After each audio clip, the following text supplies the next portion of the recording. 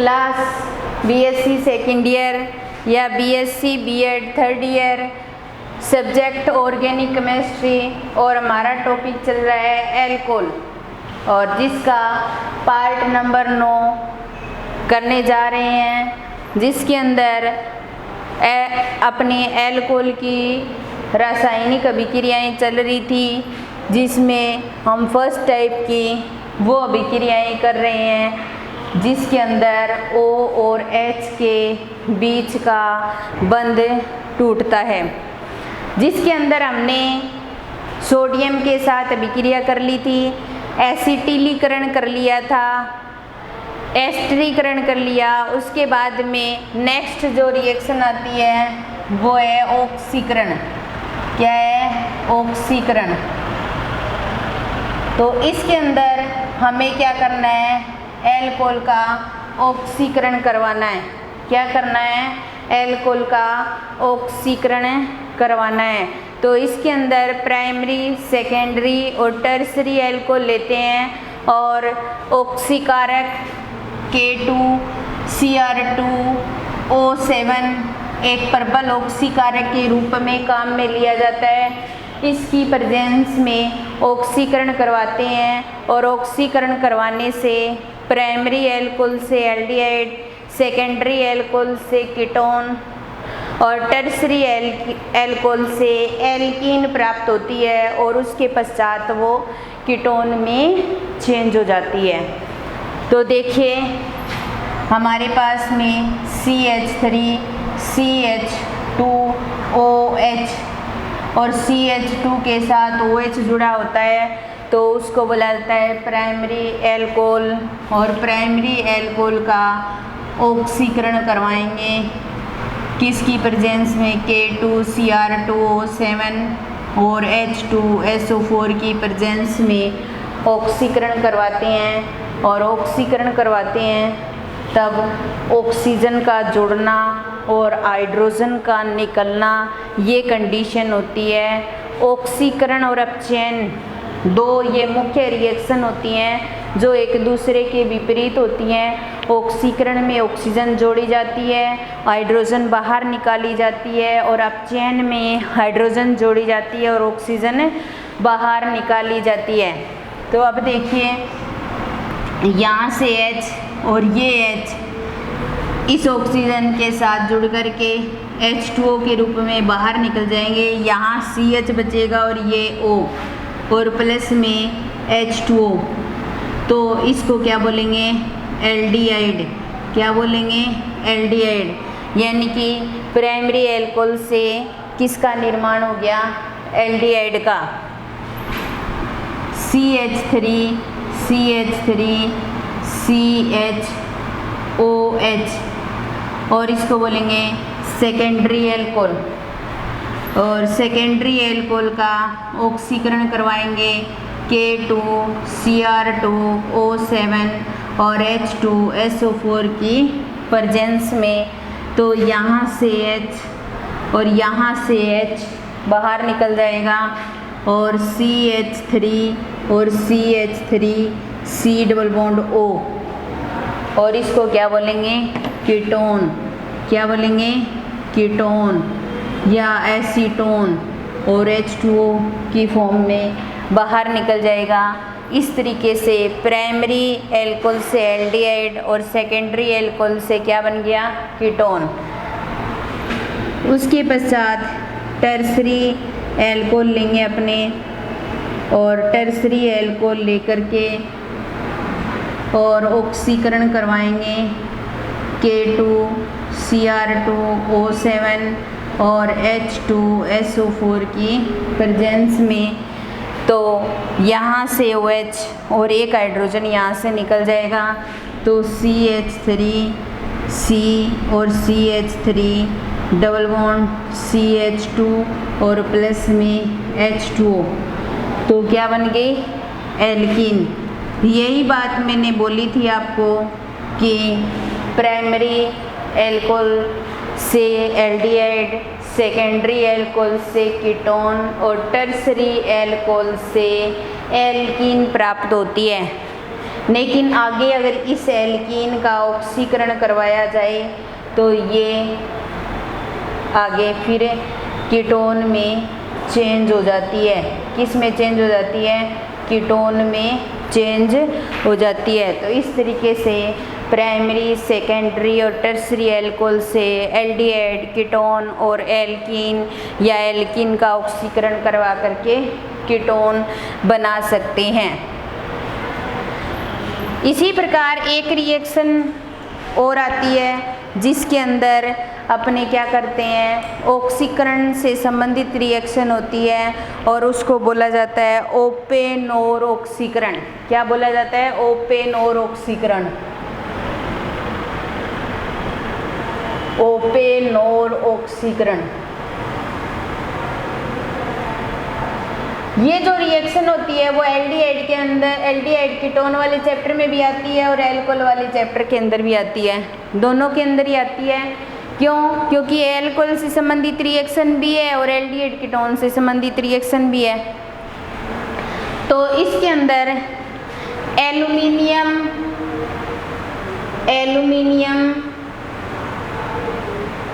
तृतीयक butoxide, aluminium तृतीयक butoxide को काम में लिया जाता है। एक विशिष्ट अभिकर्मक होता है जो ऑक्सीकरण करवाने का काम करता है और इसको इस तरीके से शो किया जाता है CH3CO और 3Al। एल्यूमिनियम पर +3 चार्ज होता है इसलिए ये लिखा जाता है और ये तृतीयक को शो कर रहा है, टर्सरी को शो कर रहा है, इसीलिए ये एक एल्यूमिनियम तृतीयक ब्यूटोक्साइड विशिष्ट अभिकर्मक होता है जिसको उत्प्रेरक की तरह काम में लिया जाता है और ओपेनोर ऑक्सीकरण को करवाया जाता है। इसके अंदर ये हमारे पास में कीटोन की फॉर्म होती है और CH3CHOH ये क्या होता है? सेकेंडरी एल्कोहल होता है।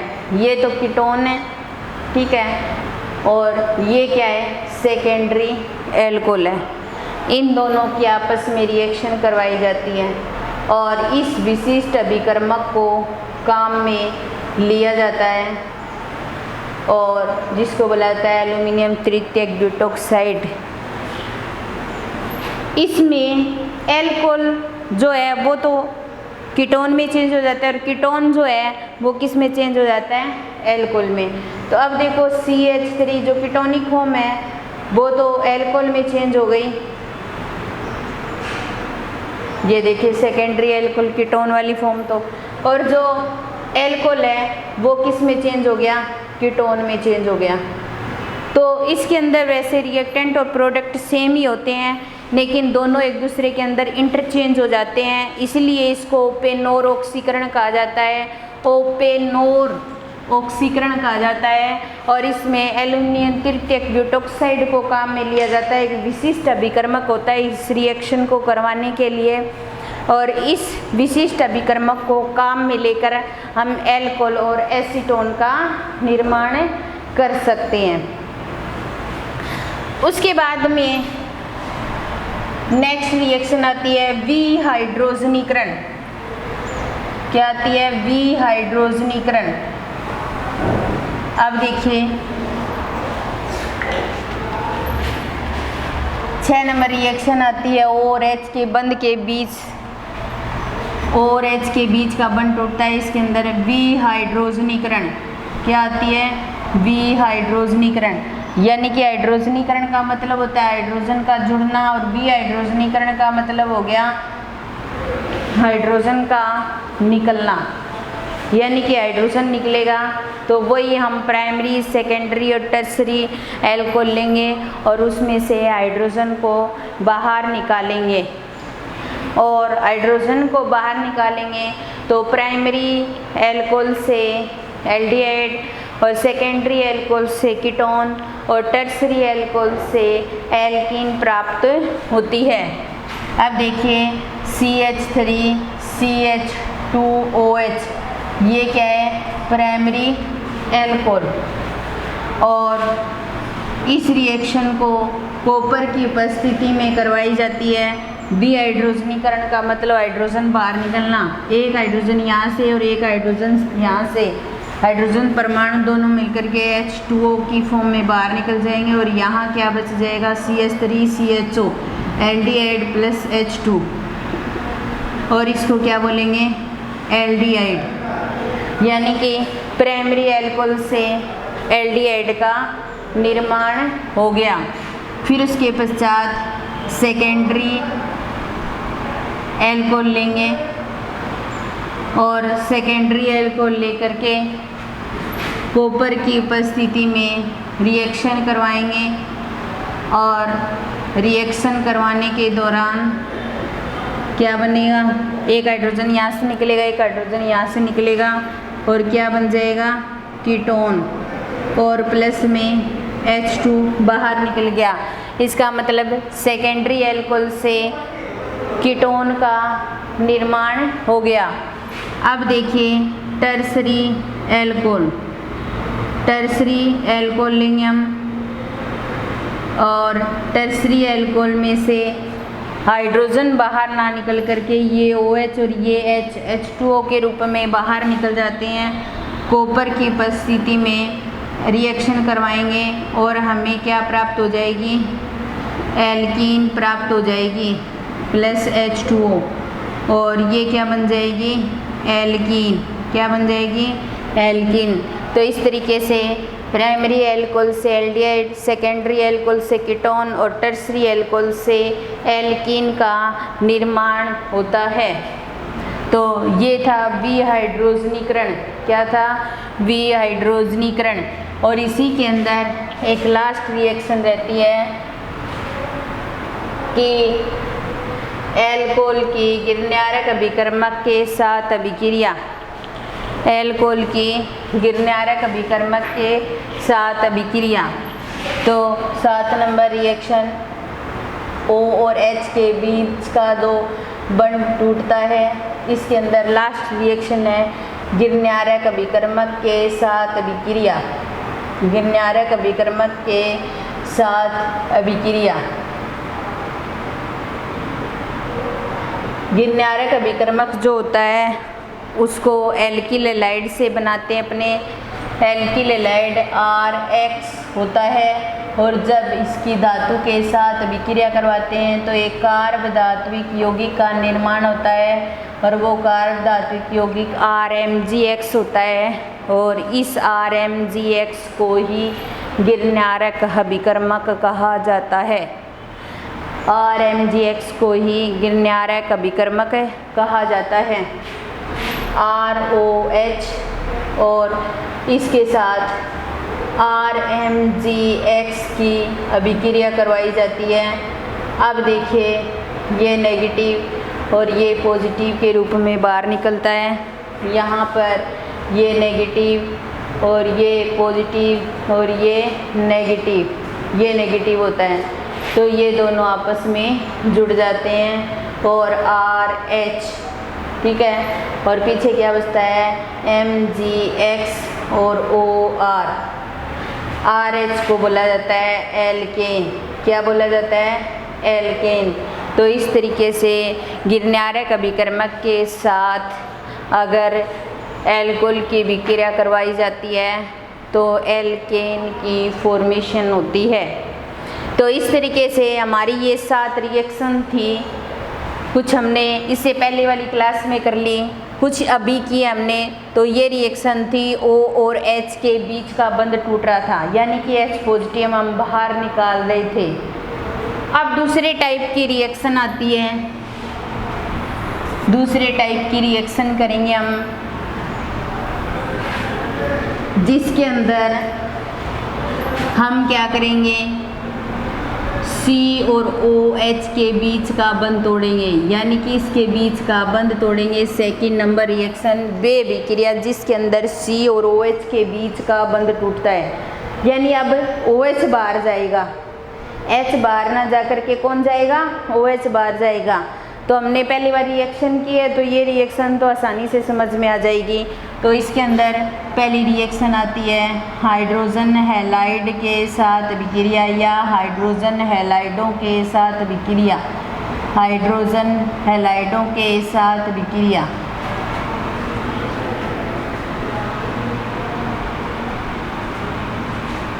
तो हाइड्रोजन जो हैलाइड होते हैं उसको HX से शो किया जाता है। ये CH3CH2OH और HX जो होता है वो हाइड्रोजन हैलाइड होता है, और यहाँ से OH और ये H H2O के रूप में बाहर निकल जाएंगे, और CH3CH2X और H2O, और ये X जब किसी कार्बन श्रृंखला के साथ जुड़ता है तो किसकी फॉर्मेशन करता है? एल्काइल हैलाइड की। किसकी फॉर्मेशन करता है? एल्काइल हैलाइड की। यानी कि जब किसी एल्कोहल के साथ हाइड्रोजन हैलाइड की विक्रिया करवाई जाती है तो क्या बनता है? एल्काइल हैलाइड या एल्किल हैलाइड बनता है। हिंदी और इंग्लिश की थोड़ी सी लैंग्वेज चेंज हो जाती है, बाकी और कोई फ़र्क नहीं है। तो जब हम एल्किल हैलाइड वाला चैप्टर पढ़ेंगे ना, इसी बुक में तो नहीं है, मतलब अगर कोई और बुक के अंदर है तो एल्किल हैलाइड की जब केमिकल रिएक्शन करते हैं, फर्स्ट ईयर में लगता है, फर्स्ट ईयर में जब आपने एल्किल हैलाइड पढ़ा था तब आपने इस रिएक्शन को किया था। CH3CH2OH और HX के साथ में विक्रिया करवाते हैं तो क्या बनता है? Alkyl halide. ये एक एल्काइल हैलाइड बनाने की एक प्रिपरेशन का मेथड है, बनाने की विधि है।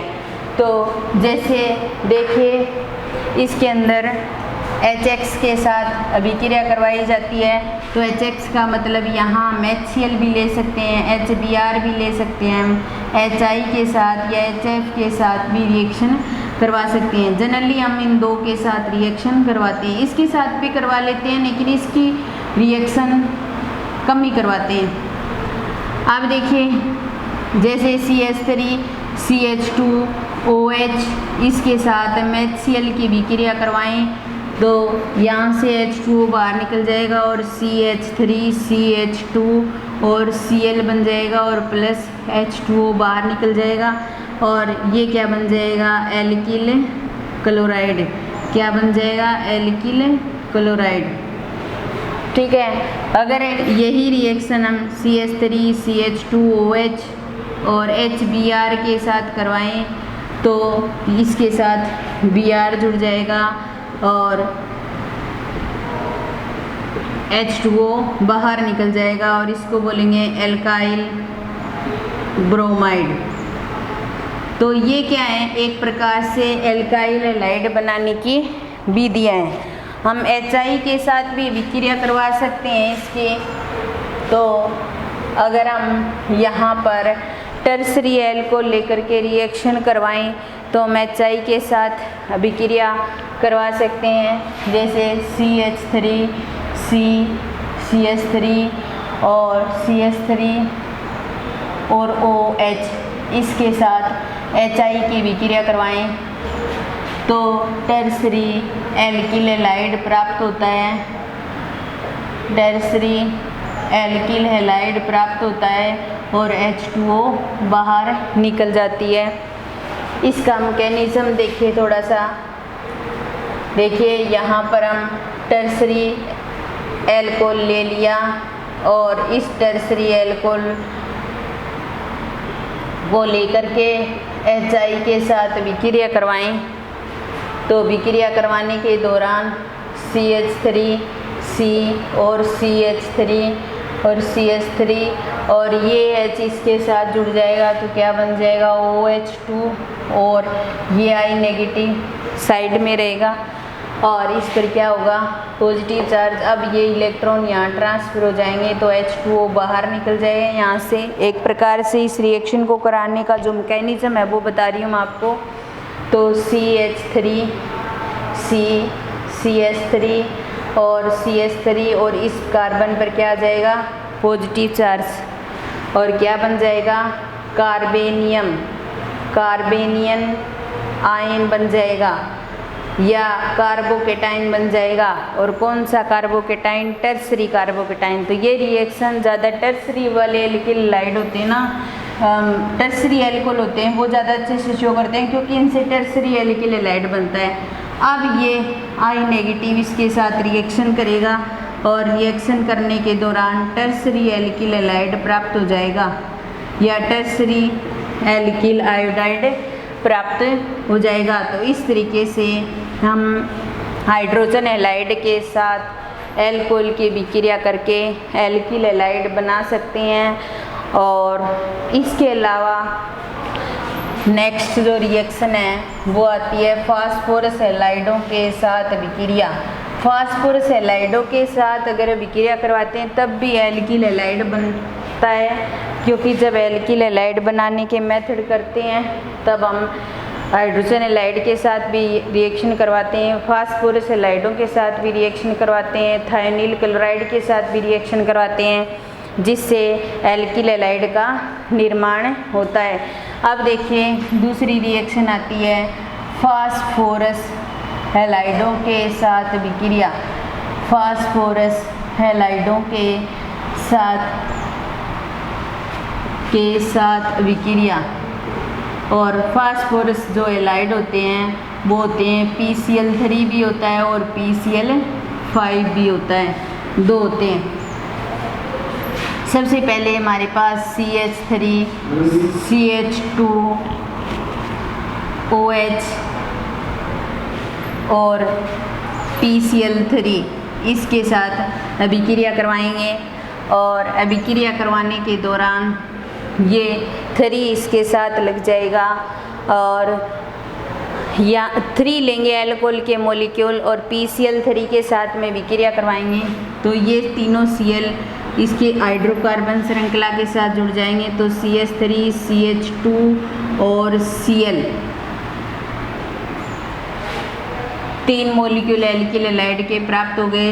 अब यहाँ पर हाइड्रोजन कितने बच गई? 3 H3 P एक ही है और O3 H3PO3 बन जाएगा और इसको बोलेंगे फास्फोरिक एसिड। और ये क्या है? Primary alkyl halide.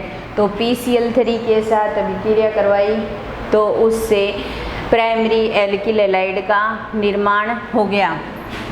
फिर उसके पश्चात CH3 CH2 OH इसकी रिएक्शन PCl5 के साथ करवाएंगे और PCl5 के साथ करवाने पर CH3 CH2 और Cl ये OH यहाँ से बाहर निकल जाएगा, एक Cl इसके साथ जुड़ गया, एक H के साथ जुड़ जाएगा HCl की फॉर्म में और पीछे P और एक O बच गया और 3 Cl बच गए।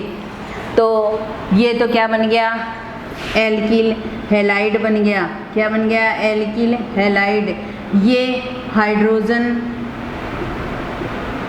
हैलाइड क्या बन गया? Hydrogen halide. ये क्या बन जाएगा? फास्फोनिल क्लोराइड। क्या बन जाएगा? फास्फोनिल क्लोराइड। तो जब PCl3 के साथ विक्रिया करवाते हैं तो एल्किल हैलाइड के साथ साथ फास्फोरिक एसिड का निर्माण होता है और जब PCl5 के साथ विक्रिया करवाते हैं तो एल्किल हैलाइड के साथ साथ फास्फोनिल क्लोराइड का निर्माण होता है। तो इस तरीके से फास्फोरस हैलाइडों के साथ भी विक्रिया करवा करके एल्कोहल से एल्किल हैलाइड का निर्माण कर सकते हैं। और इस तरीके से आज की हमारी क्लास हम यहीं समाप्त करते हैं। बाकी इसकी जो बची हुई रिएक्शन है वो नेक्स्ट क्लास में करेंगे। धन्यवाद।